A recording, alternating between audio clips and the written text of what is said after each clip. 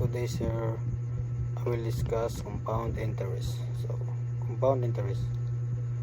What is compound interest?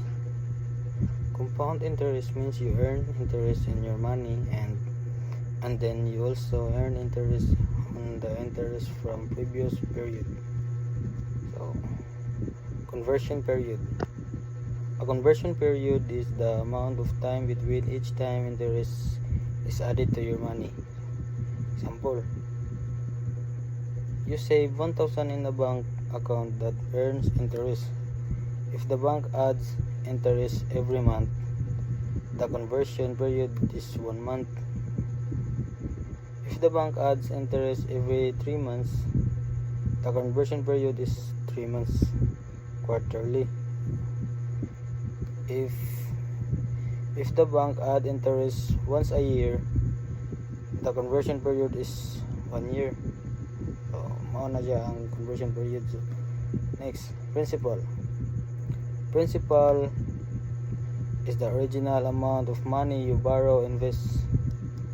So, example, if you deposit 5,000 in the bank, 5,000 is the principal, in interest earned is added on top of it. So, this is a principal.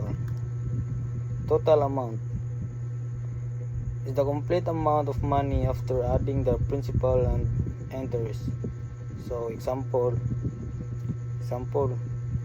if you invest 5,000 and earn 500, so 500 interest, the total amount is 5,500. So, let's see.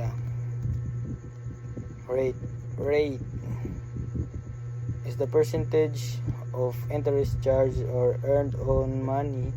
So, example, if a bank pays 5% interest on 1,000, the rate is 5%. This is a rate. Time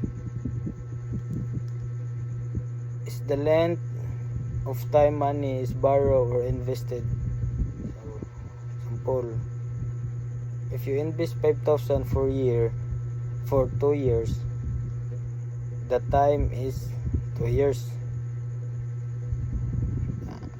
Next, interest compound is interest earned on both the principal and the previously earned interest. So, for example, you invest 1,000 at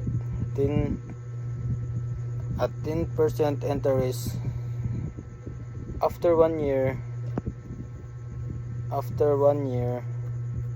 nakay kuan 1,100.